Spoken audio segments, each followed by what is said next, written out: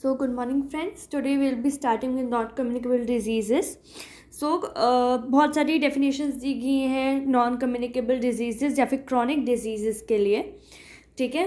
So, एक main जो definition थी ये थी कि comprising all impairments and deviations from normal and जिसमें कुछ 1 or 2 characteristics हो, जैसे कि वो permanent हो, मतलब life long चले, या फिर वो लीव कर जाए कोई residual disability, okay.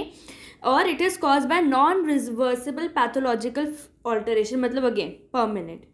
It requires special training of the patient for rehabilitation, okay, and may be expected to require a long period of supervision, observation and care. So ये जो definition है ये किसी हद तक एकदम सही भी है, पर हमें समझना पड़ेगा कि जो डेफिनेशन है वो कोई नॉर्मल डेफिनेशन नहीं है, जैसे कोई WHO ने ऐसी कोई डेफिनेशन नहीं दी है. All right. So there is no international definition of what duration should be considered long term.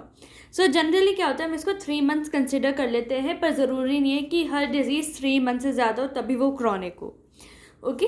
So non communicable disease में जिसमें हम इसमें पढ़ेंगे, पहले तो इसमें कार्डियोवैस्कुलर को बहुत ज़्यादा अहमियत दी गई है. We will also study about respiratory. Other diseases जो included होती है, we can have nervous, mental and musculoskeletal disabilities, ठीक है. सो इसमें बहुत तरीके दे रखे हैं. इसमें हम बेसिकली इस चैप्टर में we will go for cardiovascular, blindness, accidents, cancer, diabetes, obesity. सो यही चीज़ें हैं. एंड इसमें ऐसा बहुत बार लिखा गया है कि जो क्रॉनिक डिजीज़ेज़ हैं उनको डीजेनरेटिव डिजीज़ेज़ भी बोला जाता है, यानी कि ये डिजीज़ेज़ समय के साथ बढ़ती हैं, ओके. देन एक्सपेक्टेंसी, जो लाइफ एक्सपेक्टेंसी है, is increase in most countries and greater number of people are living to old age and are at greater risk of chronic diseases of various kinds. तो हमने देखा है कि जो non communicable diseases हैं उनके incidence बढ़ गए in comparison to communicable diseases. एक तो जो कम्युनिकेबल डिजीज़ेज़ है वो कम हो गई due to immunisation, good vaccines, good treatment, okay, urgent and on the time treatment. पर जो ये NCDs है वो बढ़ती जा रही हैं, क्योंकि एक तो जो लोग हैं वो ज़्यादा दिन तक जीने लगे हैं, उनकी लाइफ एक्सपेक्टेंसी बढ़ गए हैं. सो पहले जब पुराने ज़माने जब 70-60 साल के लोग बहुत कम मिलते थे, अब बहुत ज़्यादा मिलने लगे हैं, ठीक है. So this is all due to modern medical care that has made this people able to survive, ठीक है. सो जो दीज NCDs है ये एक तो loss of life, disablement, family hardship and poverty and economic loss को कॉन्ट्रीब्यूट करती हैं, ठीक है. तो अगर आपको कोई NCD है तो it is not burden to you but also your family and the whole society.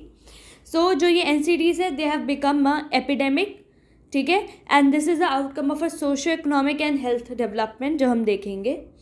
So generally जो 3/4 ऑफ NCD है अब वो लो एंड मिडिल इनकम कंट्रीज़ में होती है.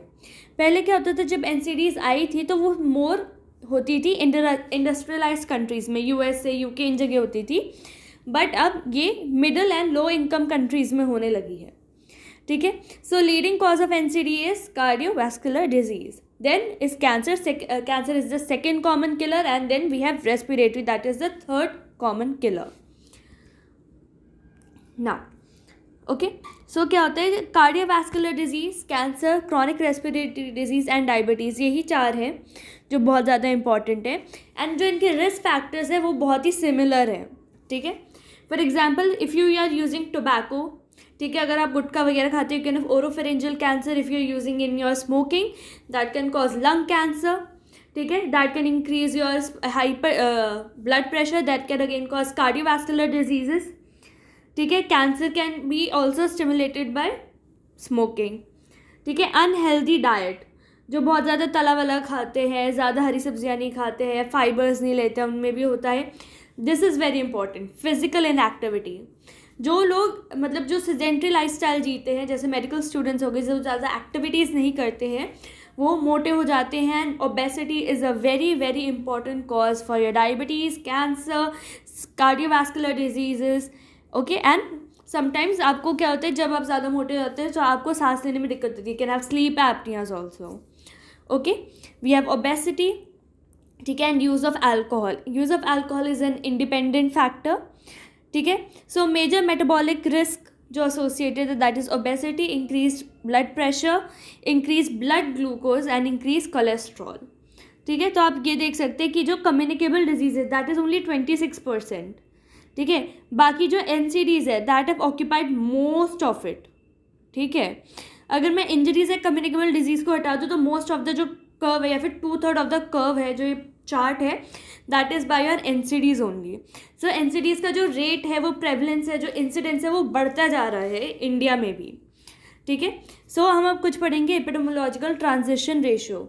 जैसे कि आप जानते हैं कि पहले क्या होता था कि डेवलप्ड कंट्रीज़ में NCDs बहुत कॉमन थी और डेवलपिंग कंट्रीज़ में इन्फेक्शंस बहुत कॉमन थे। ठीक है, सो धीरे धीरे क्या होता है, एपिडेमियोलॉजिकल ट्रांजिशन आने लगता है। ठीक है, जो डेवलप्ड कंट्रीज थी उन्होंने क्या किया, अपने मेडिकल सिस्टम इतना अच्छा बनाया कि वहाँ इन्फेक्शंस कम होने लगे, इसलिए नॉन कम्युनिकेबल डिजीज़ आई। फिर उन्होंने क्या किया कि उन्होंने देखा नॉन कम्युनिकेबल डिजीज़ बढ़ रही है, तो उन्होंने रिस्क फैक्टर्स को मॉडिफाई करने की कोशिश की, जिस वजह से नॉन कम्युनिकेबल डिजीज़ भी अब कम होने लगी है वहाँ पे। सेम क्या हो रहा है, डेवलपिंग कंट्रीज़ लाइक इंडिया के साथ हो रहा है। पहले इंडिया में इन्फेक्शंस कॉमन थे, फिर हमने वैक्सीनेशंस, ट्रीटमेंट, ये सब इंट्रोड्यूस करके इसका इंसिडेंस थोड़ा कम कर दिया है। अब क्या हो गया कि जगह किसने ले लिया, NCDs में। तो ये हर कंट्री फेस करती है दिस काइंड ऑफ ट्रांजिशन। ठीक है, तो डेवलप्ड कंट्रीज़ USA, UK में पहले ही आ चुका था, इंडिया में ये अब आ रहा है। ठीक है, so we have this, the lower the ratio the greater the contribution to NCD। ठीक है, अगर नॉन कम्युनिकेबल डिजीजेस कम है तो मतलब NCD ज़्यादा है। ठीक है, so NCD and injury they proportionately contribute to DALY disability associated life years. ठीक है, सो हमें डिसेबिलिटी प्रोवाइड करता है। ठीक है, एंड प्रीमेच्योर डेथ को भी अकाउंट करता है। ठीक है, India's health care system therefore has a dual challenge कि एक तो हमें जो इन्फेक्शस डिजीज़ हम कम करने की कोशिश करें वो तो करते रहे, और जो ये ऊपर उठ रही हैं NCDs उनको भी कम करें। ठीक है, जो इन्फेक्शस डिजीज़ में we have diarrhoea, we have respiratory infections, we have tuberculosis, we have neonatal diseases. ठीक है, तो उनको तो कम करना ही है, पर इनको भी कम करना ज़रूरी है। Infectious disease most common neonates में होती है, और जो NCDs है मोस्ट कॉमनली अडल्ट में होती है, ओल्ड एज में होती है। ठीक है, देन हम बात करते हैं non communicable disease risk factors की। सो रिस्क फैक्टर्स क्या होते हैं, these are the major share of adult non communicable disease morbidity and mortality. इसका मतलब होता है कि अगर मैं कुछ सर्टन चेंजेस ले आऊँ इन रिस्क फैक्टर्स में, तो जो इंसिडेंस है या फिर जो चांसेस है डिजीज़ होने के वो कम हो जाते हैं। ठीक है, सो जो ये रिस्क फैक्टर है दे इनडायरेक्टली और directly influences the pathological cause of the disease. ठीक है, सो वी हैव टोबैको हम डायरेक्टली गुटखे में यूज़ कर सकते हैं या फिर हम इसे स्मोकिंग में यूज़ कर सकते हैं। एंड जैसे कि आप जानते हैं smoking is very prevalent in upper middle lower everywhere. Bidi होता है, गुटखा होता है, एवरीथिंग इज़ एवरीवेयर कॉमन। ठीक है, smoking is very common in every places. Then we have insufficient physical activities, this is very important.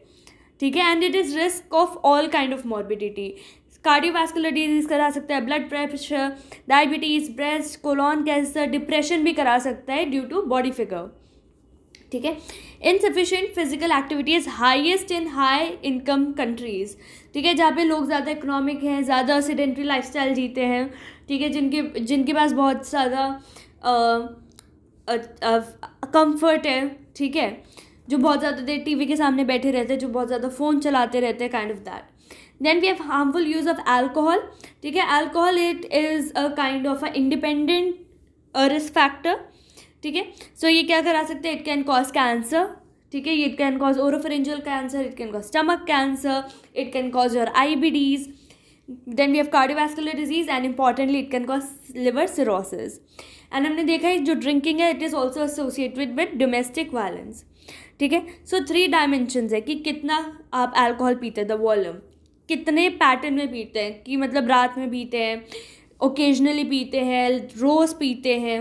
ठीक है, क्वालिटी ऑफ अल्कोहल कंज्यूम, देसी पीते हैं या फिर विदेशी। अनहेल्दी डाइट की बात करते हैं। ठीक है, तो अनहेल्दी डाइट में क्या है कि आजकल ऐसा प्रचलन आ गया है कि people are more custom to eat fast food, fat खाना, cheese and all this stuff. तो vegetables and fruits are mainly neglected and बच्चे बहुत करते हैं। So this fat that we are consuming can lead to stomach cancer and colorectal cancer. ठीक है, even जो हम बहुत ज़्यादा नमक लेते हैं खाने में, that can also cause high blood pressure and can cause cardiovascular diseases. High consumption of saturated fats and trans fatty acid is link to heart disease. ठीक है, अगर आगे हम पढ़ेंगे कि we have LDL that is very commonly associated with your coronary heart disease. ठीक है, सो हमने देखा है कि अनहेल्दी डाइट पहले जो अपर इकोनॉमिक कंट्रीज़ में थी उसमें तो थी, अब लोअर इकोनॉमिक सेटिंग्स में भी आने लग गई है. ठीक है, raise blood pressure cardiovascular disease को अफेक्ट कर सकता है. It can also affect your kidney. ठीक है, then we have overweight and obesity that can again cause heart disease, stroke, diabetes. ठीक है, एंड हम कैसे नापते हैं ओबेसिटी को? By BMI. ठीक है, तो BMI मोस्टली कहाँ मिलता है? अपर मिडिल इनकम कंट्रीज़ में. ठीक है, जो लोअर मिडिल कंट्रीज़ होती हैं वहाँ पे खाने की बहुत शॉर्टेज होती है, वहाँ पे अंडर न्यूट्रिशन ज़्यादा कॉमन होता है. ठीक है, फैक्टर्स दैट प्रोवाइड और are actually rising the obesity are poor diet. ठीक है, फैट ज़्यादा खाना, lack of exercise, this is important. आप चाहे कुछ भी खाएं, अगर आप एक्सरसाइज नहीं कर रहे हैं that is very very unhealthy. ठीक है, आपके लिए नुकसानदायक है. Childrens are growing in society which is promoting high energy intake while encouraging physical inactivity. तो ऐसा बहुत बार देखा गया कि बच्चे आजकल बाहर जाना खेलना छोड़ दिया है. They all are into fast food and all. Most of this children जो ये अभी मोटे बन रहे हैं, they are more susceptible to NCDs जब वो बड़े हो जाएंगे. ठीक है, तो NCD बढ़ता ही जाएगा अगर ये हमने कंटिन्यू होने दिया.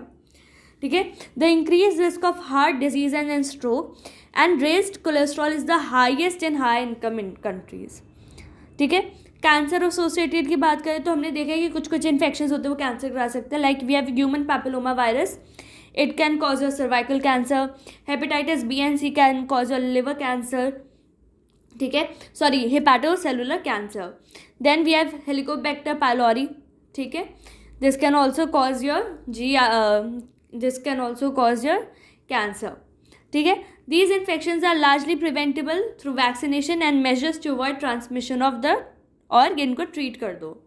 ठीक है, तो या तो वैक्सीनेट कर दो ताकि हो ही ना, और अगर एक को हो गया तो पहले से रोक दो, एंड अगर हो गया तो ट्रीट कर दो. ठीक है, सो इन्वायरमेंटल रिस्क फैक्टर्स की बात करें, सो ऑक्यूपेशनल हैजार्ड्स होते हैं, जैसे जो लोग एस्बेस्टोस वाली फैक्ट्रीज़ में काम करते हैं. ठीक है, उनको न्यूमोकोनियोसिस से लंग कैंसर होने के चांसेस होते हैं. ठीक है, जो बहुत ज़्यादा एयर या वाटर पोल्यूशन में रहते हैं, जैसे दिल्ली है कितना पोल्यूशन है यहाँ पे, तो यहाँ पे लंग कैंसर होने की चांसेस ज़्यादा है. Possession of destructive weapons in case of injuries. ठीक है, अगर किसी भी कंट्री में एसिड बहुत खुला बिक रहा है तो there will be more acid cases. ठीक है, कहीं गन ज़्यादा बिक रहे हैं तो बहुत ज़्यादा लोग उनको खरीदेंगे and they will be involve in crime. ठीक है, then we have gap in natural disease. तो जो ये क्रॉनिक डिजीजेज हैं इनकी नेचुरल हिस्ट्री ढूंढना बहुत डिफिकल्ट हो जाता है क्योंकि बहुत लंबी होती हैं. ठीक है, जो इनका इंक्यूबेशन पीरियड है that is very very variable. ठीक है, एंड ऑल्सो इसमें एक कॉजेटिव एजेंट नहीं होता, इसमें बहुत सारे फैक्टर्स होते हैं. So first is the difficulty कि हम क्यों नहीं कर पा रहे हैं. फर्स्ट है इसकी एब्सेंस ऑफ नोन एजेंट. ठीक है, तो ऐसी बहुत सारी डिजीजेज हैं जिनमें हमें पता है कि एजेंट क्या है. फॉर एग्जांपल सिलिकोसिस कराता है, एस्बेस्टोस मेसोथेलियोमा कराता है, पर बहुत सारी ऐसी डिजीजेज भी जिनका पॉजिटिव एजेंट हमें पता ही नहीं है. अगर हमें यही नहीं पता है कि हम किसके अगेंस्ट लड़ रहे हैं तो हम उसका डायग्नोसिस एंड ट्रीटमेंट करना डिफिकल्ट होगा, एंड उसका स्पेसिफिक प्रिवेंशन करना भी और ज़्यादा डिफिकल्ट हो जाएगा. Then we have multifactorial causation, जैसा मैंने बताया कि रिस्क फैक्टर्स होते हैं. ठीक है, तो अगर एक ज़रूरी नहीं है कि फॉर एग्जांपल अगर मेरे में एक रिस्क फैक्टर नहीं है तो मुझे वो डिजीज़ नहीं हो सकती है. हो सकता है मेरे में कोई और रिस्क फैक्टर हो. फॉर एग्जांपल अगर आप स्मोकिंग नहीं करते हैं पर आप एक्सरसाइज भी नहीं कर रहे हैं तो you have at least one risk factor. ठीक है, सो रिस्क फैक्टर एक हो, दो हो, तीन हो, ठीक है, डिजीज़ के चांसेस उतने ही बढ़ते रहते हैं. और ज़रूरी नहीं है कि अगर आप में रिस्क फैक्टर नहीं है तो आपको वो डिजीज़ नहीं होगी, बस आपको चांसेस कम हो जाएंगे वो डिजीज़ होने के. ठीक है, so chronic diseases appear to be result from cumulative effects of multiple risk factors. ठीक है, जनरली रिस्क फैक्टर्स एडिटिव होते हैं. ठीक है, फॉर एग्जांपल अगर मैं स्मोकिंग करती हूँ so maybe I have 5% chances of lung cancer, पर अगर मैं स्मोकिंग के साथ अनहेल्दी डाइट लेती हूँ और फिजिकली इनएक्टिव हूँ तो it becomes 10%, and now even I am drinking alcohol it becomes 50. तो it is 15, it is cumulating. ठीक है, and it is both environmental and behavioural, and it can also be genetic. ठीक है, then we come to the long latent period. जैसे मैंने आपको बताया क्योंकि क्रॉनिक डिजीज हैं they take years and months to develop. ठीक है, सो बहुत बार क्या होता है कि पहले क्या होगा कि एक्सपोजर होता है कॉज से, कोई भी सस्पेक्टेड कॉज है, for example human papilloma virus in cervical cancer, ठीक है।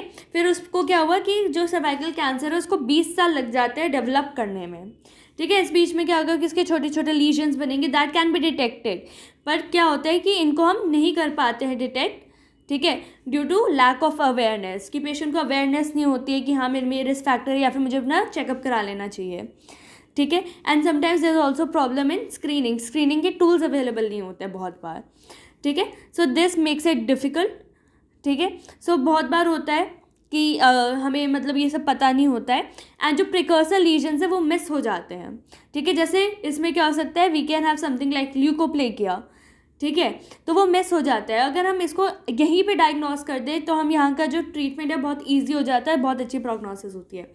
पर जनरली क्या होगा कि पेशेंट आपके पास 20 साल बाद आता है, this is the very long incubation period, 20 साल बाद।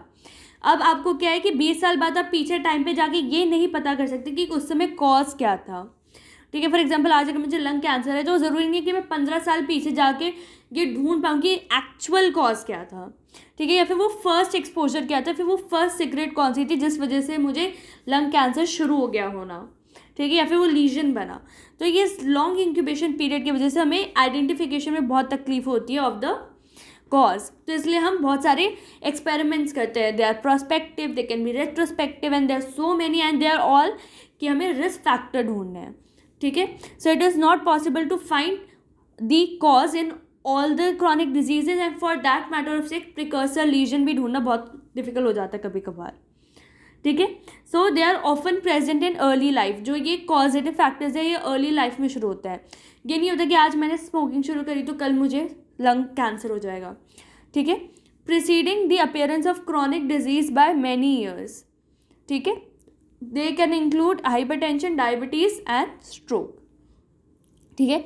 Then we have indefinite onset, ये बहुत ज़्यादा स्लो है, उनको डेवलप होने में टाइम लग जाता है और कभी कभार हमें तकलीफ होती है ये पता करने में कि कौन डिजीज़ है कौन डिजीज़ नहीं है। फॉर एग्जांपल हाइपरटेंशन की बात करते हैं, so we have normal blood pressure of 120/80, ठीक है। तो अगर इससे कोई ऊपर होगा तो हम वो तो हाइपरटेंसिव होना चाहिए, पर ऐसा ज़रूरी नहीं है। अगर किसी का ब्लड प्रेशर 120/80 से ज़्यादा है तो ज़रूरी नहीं कि उसको हाइपरटेंशन हो, इसलिए हमने एक फिक्स्ड ग्रेड बना रखे हैं कि 140/90। तो हमने बहुत सारे ग्रेड्स बना रखे हैं, पर बहुत बार होता है कि जो आपका ब्लड प्रेशर ज़रूरी नहीं आपके कॉरस्पॉन्डिंग ग्रेड से मैच करे, ठीक है। सो एक क्लियर कट डेफिनेशन नहीं होती कि एक्चुअल में डिजीज कौन है और नॉन डिजीज कौन है, ठीक है।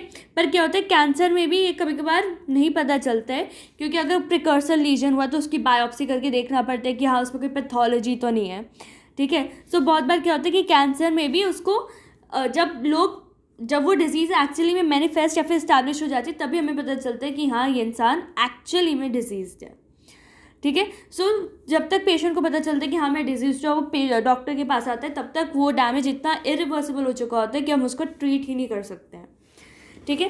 Then we come to the preventive attack on chronic disease. तो ये हमारे केस पे बेस्ड है ऑन रिस्क फैक्टर्स। अगर मुझे पता है कि अगर मैं स्मोकिंग करूँगी मुझे लंग कैंसर हो जाएगा तो I will quit smoking because smoking is not necessary for my life, ठीक है। सो क्या होता है कि हम इंटरवेंशंस करते हैं so that we can reduce as many risk factors as possible, क्योंकि हमने देखा कि एक रिस्क फैक्टर होने से भी चांसेस बढ़ जाते हैं डिजीज़ के। So we have to try कि सारे रिस्क फैक्टर्स खत्म हो जाए and that is to by intervention and first is primary interventions. जैसे कि आपको पता है we have 4 types of preventions. We have primordial कि रिस्क फैक्टर नहीं आने देना, प्राइमरी अगर रिस्क फैक्टर आ गया तो उससे डिजीज़ ना होने देना, सेकेंडरी अगर डिजीज़ होगी तो उसको अर्ली डिटेक्ट करके ट्रीट करके ख़त्म कर देना, टर्शरी अगर डिजीज़ इतनी ज़्यादा फैल चुकी है कि अब उसका कुछ नहीं हो सकता then we rehabilitate the people कि उसमें उन लोगों में और ज़्यादा कॉम्प्लिकेशंस ना हो। तो जैसे मैंने कहा कि टोबैको है, ठीक है, तो लोगों को टोबैको कंज्यूम नहीं करने देना, बैन कर देना इन पब्लिक स्मोकिंग। जो टोबैको के या फिर सिगरेट्स के पैकेट है उसमें फ़ोटोज़ वगैरह वार्निंग्स वगैरह होती हैं, ठीक है। जो बैन है टोबैको एडवर्टाइजमेंट में, प्रमोशन में, स्पॉन्सरशिप में एंड टोबैको का टैक्स बढ़ा देना ताकि लोग कम खरीदें, ठीक है।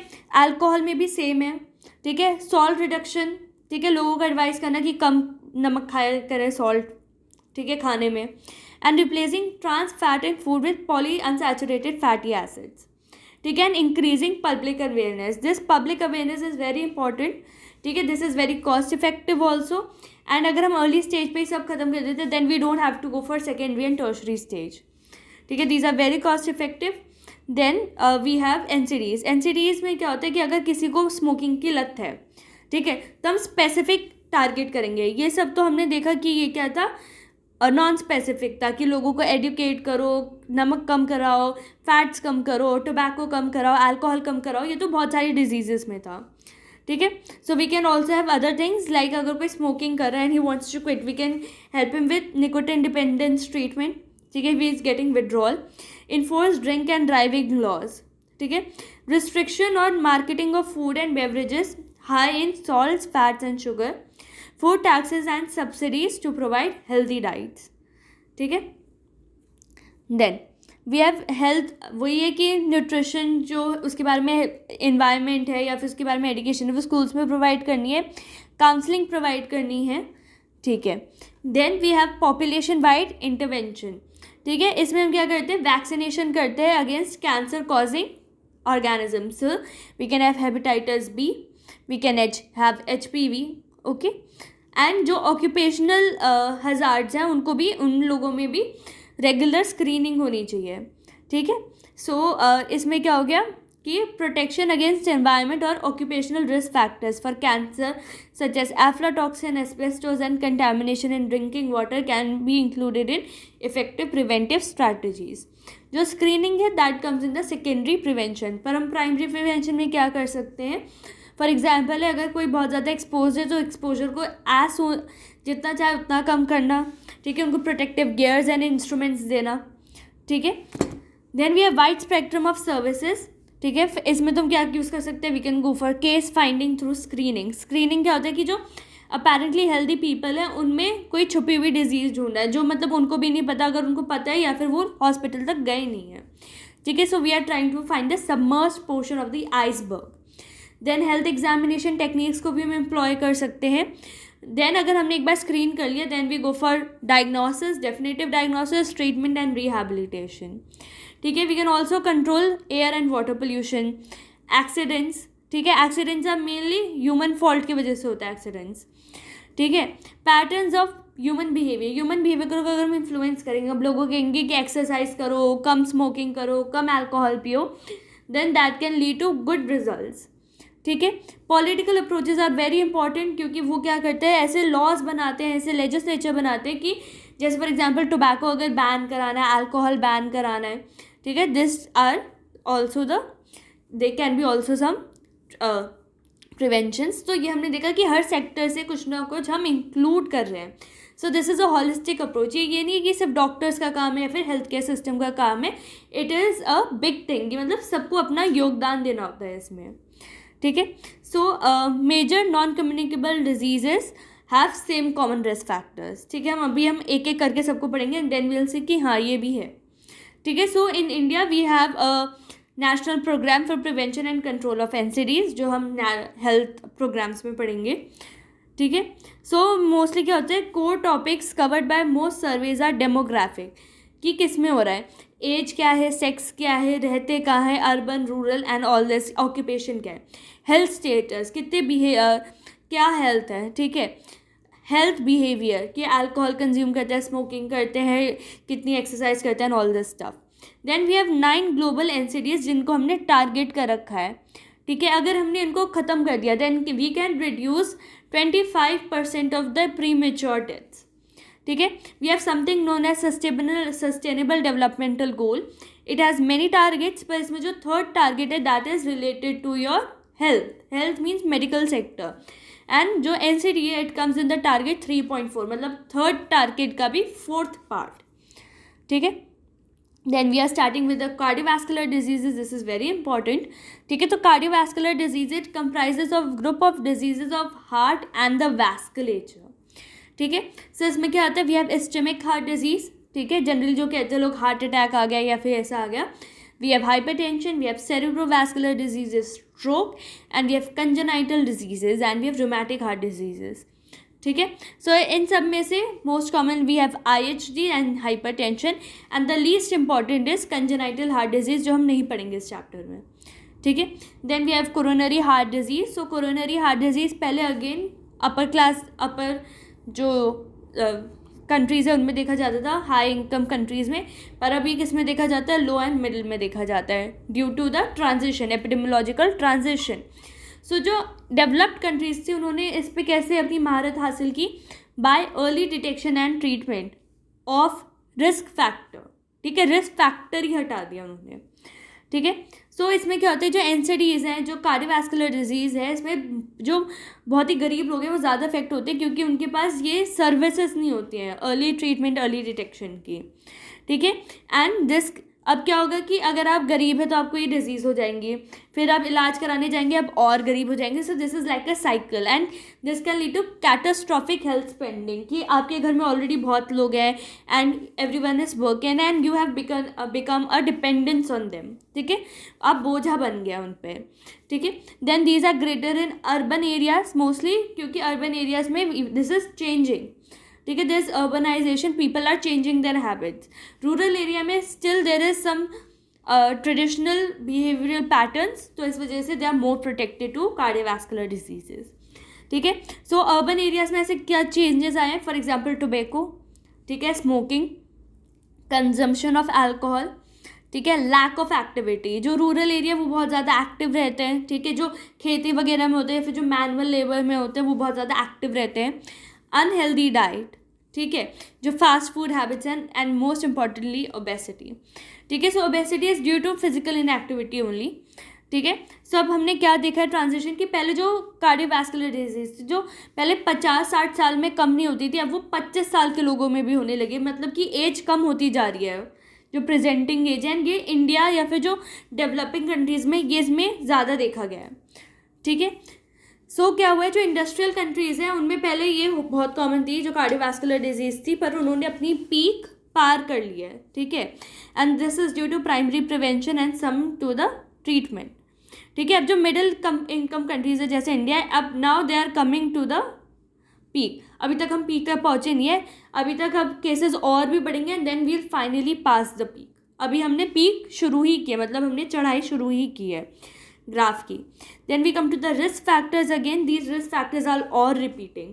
इन अप्रोप्रिएट डाइट, बहुत ज़्यादा fatty consumption, cholesterol consumption, carbohydrate consumption, no dietary fibres, ठीक है, no fruits and vegetables, insufficient physical activity, this is important, and increased tobacco consumption. It is called lag time. ठीक है, lag time effect of risk factors. ठीक है, lag time मतलब कि आपने आज से रोज़ स्मोकिंग करना शुरू किया, उसके बाद आपको कब ये कार्डियोवैस्कुलर डिजीज़ होगी, इसका जो बीच का टाइम है दैट्स इज लैग टाइम। ठीक है, फॉर एग्जांपल अभी मैं हूँ, अगर मुझे कार्डियोवैस्कुलर डिजीज़ होनी है तो हो सकता है तो मुझे वो 60-70 साल में होती। ठीक है, सो गैप आ गया, पर अब मैंने क्या किया, रिस्क फैक्टर इंट्रोड्यूस करके ये जो टाइम है इसको कम कर दिया। अब मुझे जो ये कार्डियोवैस्कुलर डिजीज़ है वो जल्दी हो जाएंगी, this is the lag time. ठीक है, overweight, central obesity, high blood pressure, dyslipidemia, diabetes, low cardiovascularly fitness. ठीक है, these are all the biological factors. ठीक है, risk factors. Establish fact that a persistently high cholesterol level more than 20 milligram per dl, this is important, this numerical value, 200 is important. ठीक है, 200 milligram per dl, this level से अगर ज़्यादा होगा so we are more prone to this coronary heart disease. ठीक है, and बहुत बार क्या होता है कि लोगों को बिल्कुल भी आइडिया नहीं होता है कि what they should eat and what they should not, what they should avoid, इसलिए हम कहते भी हैं कि public education is very important. ठीक है, डाइटरी प्रैक्टिसेस हमने देखी कि लोग सैचुरेटेड फैटी एसिड्स खाते हैं, रिफाइंड कार्बोहाइड्रेट मतलब सिंपल कार्बोहाइड्रेट मतलब शुगर एंड ग्लूकोज। ठीक है, your dietary fibres, fruits and vegetables are your complex carbohydrate. So अगर आपको कोई कहते हैं कि सिंपल ग्लूकोज या फिर simple carbohydrate, you are like कि नहीं, we should not consume that, but if we say complex carbohydrate then yes we should consume them. ठीक है, then cessation of tobacco use, मतलब हम इन रिस्क फैक्टर्स को कैसे कर सकते हैं, स्मोकिंग कम करो, सॉल्ट कम खाओ, वेजिटेबल्स एंड फ्रूट ज़्यादा खाओ, फिजिकल एक्टिविटी बढ़ा दो, अल्कोहल कम खाओ। ठीक है, एंड ऐसा भी देखा गया है कि जो ड्रग्स हम यूज़ करते हैं for diabetes, hypertension and dyslipidemia का treatment, they can also reduce cardiovascular risk. ठीक है, heart attacks and stroke. So ये सारी की सारी डिजीज़ एक दूसरे से इंटरलिंक्ड है कहीं ना कहीं।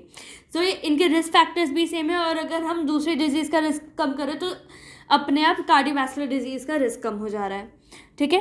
And most important is motivating people, कि वो इन चीज़ों पे अमल करे और इनका सुधार लाने की कोशिश करे, ठीक है। अगर किसी को बता दिए कि यू शुड एक्सरसाइज और वो ना करे, so that is of no use, ठीक है। सो जो हमारा मेन मोटिव होता है कि जो रिस्क फैक्टर्स हैं उनको हटा देना। So we are actually weighing on the cause of the cause, ठीक है। तो कॉज क्या है कि हाँ, मतलब कि कार्डियोवैस्कुलर डिजीज, प्लेग फॉर्मेशन हो गई, ठीक है, थ्रोम्बोसिस हो गया, कम ब्लड जा रहा है हार्ट तक, and this is the cause. इसका भी कॉज क्या है? इनएक्टिविटी, कोलेस्ट्रॉल, ठीक है, टोबैको कंजम्पशन, हाइपरटेंशन। तो कॉज ऑफ द कॉज को भी ठीक करना, मतलब risk factor of the disease को ठीक करना, ठीक है। सो हमने देखे कि आजकल जो ग्लोबलाइजेशन है, अर्बनाइजेशन है, पॉपुलेशन एजिंग है, इन सब ने भी अपने जो है अपना योगदान दिया है in increasing incidence of cardiovascular diseases, ठीक है। Then we have symptoms of heart attack and stroke. Often there is no symptom of underlying disease of blood vessel. A heart attack or stroke may be the first warning sign. तो generally क्या होगा, अगर कोई बीमार है तो उसको एकदम से नहीं पता चलेगा वो बीमार है. He will have heart attack and stroke as his first warning signs. अगर आपकी वेसल्स में कोई दिक्कत है तो you won't get to know them immediately, ठीक है. These are the first warning signs, the heart attack and your stroke, ठीक है. तो स्ट्रोक या फिर हार्ट अटैक है जो मायोकार्डियल इंफार्क्शन वो कैसे प्रेजेंट करता है? As your angina pectoris. So they will be pain in your centre of the chest, आपके लेफ्ट आर्म में, लेफ्ट शोल्डर में, your jaw, even back. It is radiating all over, ठीक है. सो आपको क्या होगा, एक तो शॉर्टनेस ऑफ ब्रेथ होगी, दर्द होगा ब्रीथ करने में, difficulty in breathing, you will be sick, vomiting, you will be feeling फेंट, ठीक है, ब्रेकिंग इनटू कोल्ड स्वेट्स, ठंडे पसीने छूटना, and you will become pale. So women are more likely to have these symptoms कि breath, nausea, vomiting, ठीक है. More common symptoms of a stroke क्या है? सडन होता है एक तो स्ट्रोक, ठीक है. इसमें क्या होगा, इसमें मोटर सिम्टम्स आएंगे कि जो है मसल्स वीकनेस हो जाएगी in face, arms and leg, and it can affect any body part depending on the region जो अफेक्ट हुआ है ब्रेन का, ठीक है. Now this can be one sided, it can be quadriplegia, it can be paraplegia, ठीक है, it can B बायप्लेजिया, ठीक है. तो जनरली क्या होगा, एक तो नमनेस होगी, सेंसरी लॉस चला जाएगा. There can be also difficulty in speaking, understanding, speeching and confusion. देखने में दिक्कत हो सकती है आइज़ में, वॉकिंग में, डिजीनेस में, loss of balance and coordination, mostly sensory symptoms आएंगे. एंड मोस्ट इंपॉर्टेंटली में क्या होगा, सीवियर हेडेक होगा विद नो अननोन, मतलब कि नो नोन कॉज, ठीक है. You have headache in many diseases, it can be migraine, it can be a meningitis, ठीक है. But in this stroke also we can have headache, and if these are sudden symptoms then we can say हाँ it is stroke. तो इस condition में क्या होता है, we have to suddenly and immediately seek medical care, ठीक है.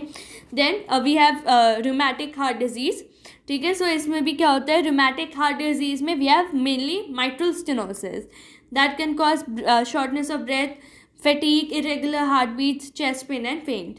ये मैंने जोन्स क्राइटेरिया लिखा है, this is for rheumatic fever.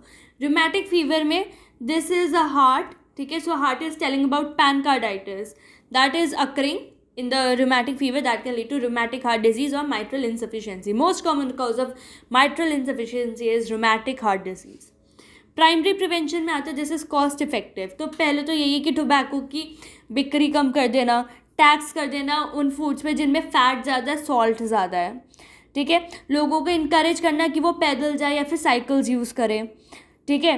To decrease use और कंजम्पशन ऑफ अल्कोहल, एंड जो बच्चे हैं स्कूल में उनको हेल्दी मील्स प्रोवाइड करना, ठीक है. अब क्या होता है कि कभी कभार क्या होता है कि जो लोग हैं उनको पहला हार्ट अटैक आ जाता है, फिर स्ट्रोक आ जाता है, पर वो बच जाते हैं. तो हम क्या कोशिश करते हैं कि उनको दूसरा हार्ट अटैक ना आए, या फिर अगर उनमें ऑलरेडी कोई पैथोलॉजी है तो उसको कम करने की कोशिश करते हैं, ठीक है. तो इसमें हमें इंडिविजुअल हेल्थ केयर इंटरवेंशन देने पड़ेंगे. सो ये लोग क्या होते हैं, ये लोग होते हैं हाई रिस्क पे, ठीक है. तो अगर इनमें एक भी रिस्क फैक्टर है तो उसको कम करना जरूरी है. अगर they are smoking, they to stop smoking immediately. If they are hypertensive, they have to take their drugs, जो भी उनको मेडिसिन प्रिस्क्राइब है, they have to stop taking salt intake, they have to increase their physical activity. पर mostly क्या होता है कि people they are not motivated और कंप्लाइंट टू देयर प्रिस्क्रिप्शंस, ठीक है। एंड ये प्राइमरी केयर बहुत ही कॉस्ट इफेक्टिव क्यों है कि उसमें फिजिशियन भी रोल कर सकते हैं एंड बाकी के जो नॉन फिजिशियन वर्कर्स है, हेल्थ वर्कर्स है, लाइक आशा वर्कर्स है, we have multipurpose health workers, ठीक है, ये भी अपना योगदान दे सकते हैं। So it is reducing burden on the physician. Then we have secondary prevention. Generally क्या होता है, primary prevention is a dream and secondary prevention is a reality, ठीक है। तो इसमें क्या होता है कि जनरली पेशेंट आता है and he is already in the disease stage, so we are trying कि नाउ कि हम उसको ट्रीट कर दें, उसको रिवर्स कर दें। So in cardiovascular disease including the diabetes हम क्या देते हैं, we go for aspirin to prevent clot formation, it is anticoagulant. Beta blockers, ठीक है, beta blockers they have shown to decrease mortality in patients. We have ACE inhibitors enzymes, ठीक है, we have statins, statins are lipid lowering agents, ठीक है। Benefits of these interventions are largely independent, ठीक है, पर जब हम इनको एक साथ यूज़ करते हैं, so with the smoking cessation this can cause a very good result. 75% of the results are very good, मतलब कि रिकरेंस हम 75% से कम कर सकते हैं, ठीक है। So smoking is very important. Smoking cessation पर बहुत वही होते हैं कि लोग are not motivated enough to stop smoking, ठीक है। इन एडिशन हम सर्जरीज भी कर सकते हैं, ठीक है, we can go for stent placement, we can go for grafting, but these are very costly and everyone can not afford this. So we have like coronary artery bypass, we have balloon angioplasty. इसमें क्या होता है, we go through the clot, we open the blockage and फिर हम वहाँ पे एक balloon डाल के उसको इन्फ्लेट कर देते हैं सो दैट इट ओपन्स, जो आर्टरी थी जो ब्लॉक हो रखी थी, it opens. We can also go for valve replacement, ठीक है, we can go for prosthetic valves, we can go for annual valves, we can replace them and we can go for heart transplantation, but in India there's so much shortage of organ donors.